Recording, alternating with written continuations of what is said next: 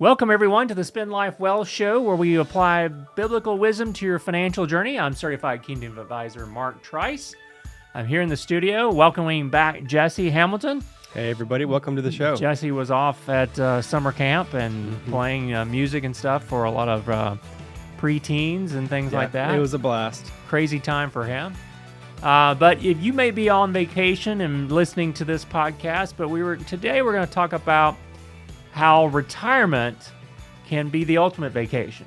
Yes, and it can. And there are several ways that it can be similar. And so we're going to try to apply some summer vacation tips to your retirement vacation, if you will, right? So today's scripture, we want to bring up Luke 14:28 through 33, which says, "For which of you, desiring to build a tower, does not first sit down and count the cost, whether he has enough to complete it? Otherwise, when he has laid a foundation and is not able to finish, all those who see begin to mock him, saying, 'This man began to build and was not able to finish.'" You know, I think about this, Jesse, whenever we think about starting a new program, whatever. Yeah. And this scripture is important to me, but that's kind of the way that we need to think about retirement as well. Absolutely. And this is a fantastic verse when it comes to financial planning and how we should prepare for the future. But funny enough, Mark, I don't think the Bible really mentions much specifically about retirement, does it doesn't. There's one verse in Genesis that talks about a mandatory retirement for a Levitical priest. Okay. And other than that, hey, there's not a chapter on retirement. Right. There's not a book on retirement. But there's some there's several similarities that we have that people have told us about their vacation plans this summer. And we had a little podcast several weeks ago about planning your vacation. Right. But there's a lot of thought that's been put into that planning of that trip, but there's also a lot of thought that has to be put into planning for retirement as well. And there's some similarities though. So right. What if people put as much time into planning for retirement as they do their vacations? And funny but sadly, a lot of people put more time into planning their vacation than they do thinking about retirement. Right, because they think it's so far off, or they don't need to prepare for it; it'll just happen. A lot of people are thinking they don't know what to do to get started. Right. It's a foreign concept, if you will. But when you get right down to it, all you really have to do is apply the principles of a good vacation when planning your retirement. Mm-hmm.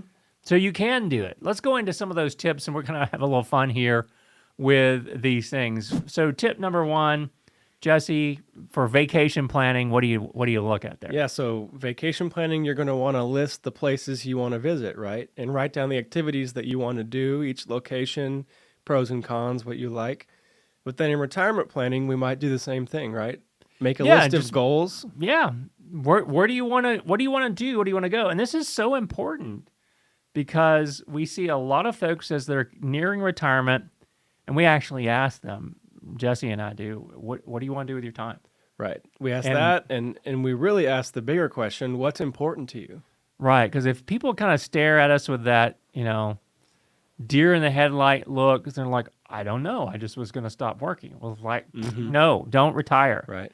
If you don't know what you want to do, if you don't have those goals for what's important to you and what you want to spend your time doing, it's not a good thing to do. You will be bored out of your mind, and more than likely, you're going to be in a situation where you'll run out of money because you don't know what you're going to do. Right. There's a great book, and there's another one that I'm reviewing right now. I can't tell it now, but Bob Buford he has a good book out there, and there's actually some tools online at his firm. The name of the book is Halftime. Yeah, that's a good one. Halftime's a good one to read if you're an executive for sure, to talk about what's going on and what's most important to you in this second half of your life. And that's really what it is. We've had this period of time, 30, 40, maybe more years, where we've been in the workforce, and now we're entering a phase where we can do different things. Right. And it's important that you understand what it is about what you're going to do with your time, what you value most before you retire. Mm-hmm. And we see people make lots of mistakes, right, Jesse? We see people come in and they say, I want to know if I've got enough to retire on, and we find out that they gave notice yesterday. Right. And some people think, when you reach the magic age of 65 is your time. A lot of people consider that. I don't know if it's Social Security or other reasons, but that's not always the right It's a fallacy case that for we you. have here in the United States that you retire at 65. And that's not Right. what's special about It's 65. arbitrary. And I mean, you can sign up for Medicare at 65, but there's nothing else that's special about 65. Mm-hmm. But somehow the media and the entertainment world has kind of put us, hey, at 65, it's time to retire. If you don't know what you're going to do and where you're going to go, it's important not to retire. Right. So tip number 2, Jesse, kind of relates to this in a little bit. Yeah, so this is the second kind of fun one, which is to rank the places in order and how important they are. You do the same thing with retirement planning. So you're going to rank your goals and how important they are. That's right. And so just like you might have a bucket list for travel that you want to do throughout your life, you may have goals, things you want to do first and foremost. Now let's talk about a little bit of that, a little bit about certain goals and things. Sure. I know people, many of our clients have, trips they want to take. Mm-hmm. People love to travel. They've got their bucket list. And for some, a cruise or a series of cruises around the world. And we seem to see a lot of people, and I got to check this out because it's really interesting when you see a lot of people talk about taking river cruises in Europe. Haven't we seen that a lot lately? We have, yeah. And so river cruises in Europe, and it's like, okay, this sounds kind of interesting. It's much better than being on the open water, I guess, in the ocean. More protected. Maybe so. But getting to see different historic sites around European countries and things. So, this is another fun part here that you got to rank these goals that are most important to you. Maybe it's spending time with your grandchildren. Maybe it's travel. Maybe it's being able to volunteer at church or with a local charity. You have to decide what it is important. So that's tip number 2. Tip number 3, Jesse, is what? Determine your budget. So vacation planning, this is the one everybody The takes B a dive. word. But for vacation planning, you're going to figure out how much the transportation costs, the hotel, the food, and all the activities that you listed from tip number 1, right? Right. You don't want to forget about that. Other extra things, right? Like souvenirs, right? Right. Not that I'm a big souvenir thing. I was in Colorado 2 weeks ago or 3 weeks ago with my wife and for a conference, and we were trying to find something to bring them back to our kids. We didn't want to spend more than a couple bucks. Yeah. Something cheap, right? So, we tried to find some souvenirs, even though they didn't go. They've been to Colorado many times, but we wanted a little souvenir there. So you got to plan for those things. But, right. In retirement, though, Mark, the budget, the B word, maybe the spending plan, is really the base of a great plan. So you start with your expenses. You got to track it. You got to know what you're spending. And many times we visit with folks and we ask them, it's like, okay, what do you think you're going to be spending in retirement? And it's like, no idea. I just ask them a very personal question that they don't know the answer to, and they're embarrassed. And it's like, well, maybe a place to start is what you're spending now. Right. That's a great place to start. A lot of people are so intimidated by this process, but the good thing is most of the time it's adjustable. So you can figure out something that you think will work, and then maybe 6-12 months after the retirement day, you revisit it. I can already tell you that your retirement budget or retirement spending plan is going to look different in 6 months because you're kind of guessing. Right. You really are. And that's why it's important that the previous tips was know what you're going to do with your time. Because if you're going to travel a lot, that's going to be a lot of outflow of cash for expenses. We don't want to finance those. We want to pay it for money that we have. Right. A lot of people that go to the same place on vacation, though, they're going to know how much that costs and everything. But in retirement planning, you've never been there before. But you need to make sure that you know what you're spending, okay? And there's some things that are going to go up, probably, like medical costs, right? Your utilities may go up because you're home more during the day, running the air conditioner a little bit. You got to look at, do you still own any debt? Like car loans, mortgages, stuff like that. And we know this is a rough estimate. This is something that you're trying to figure out. It's a work in progress, but a great way to start is simply just track what you're spending right now as you're working, and we can make some adjustments off of that. So, Jesse, what about tip number 4? So after you determine what your vacation is going to cost, you're going to calculate your budget by adding your income, adding up your income and subtracting your expenses, and whatever's left you can put towards your vacation. We might do a similar thing preparing for retirement. Yeah, I mean, this is pretty straightforward, but you still have to look at those expenses in detail. And then we need to look at them on a monthly basis. Some expenses are a little bit more irregular, right? Right. Maybe your homeowner's insurance is once a year, or maybe your car insurance is every 6 months or so. But you still have to kind of set that aside on a monthly basis to know I need to set aside $150 every month so I can pay my Right. auto insurance bill come 6 months from now. It's also going to be different depending on where you're at in your career. Early, maybe mid-career people are going to be just automatically stashing away in that IRA, the 401k, right?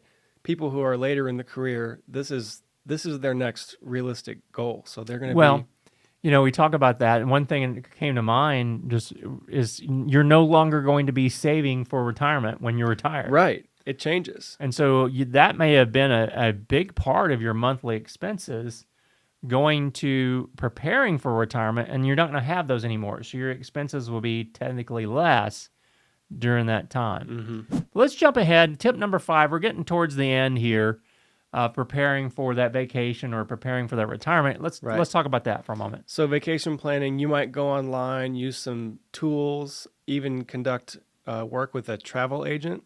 Or they still have those? A booking company. They do. I've heard of several of my friends that are doing that, actually. Okay. All right. Good. I had a friend who was a travel agent himself. And I even have a friend who specifically does that for Disney trips, which is kind of cool. Really? Okay. All right. But yeah, so you might work with a professional, right? Yeah, that's the point. Working with a professional to make sure that your vacation is a success. Work with a financial advisor and other advisors to make sure that you've got everything written down, that you have that roadmap for retirement, and it's a successful retirement. Right. Now those changes, those plans can change throughout retirement. We have an idea. We're going this way for our retirement. We're going to withdraw this much money every month, but then things can get changed, and maybe you need to change course.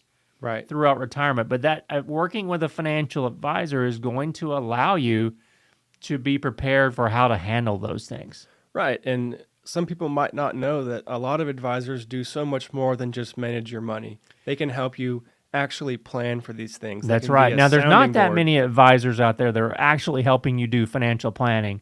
And this is part of my frustration with the industry itself, because there's a Starbucks on every corner. And they make coffee, and there's a financial advisor, a big corporation financial advisor on every corner, and they say they'll manage your investments.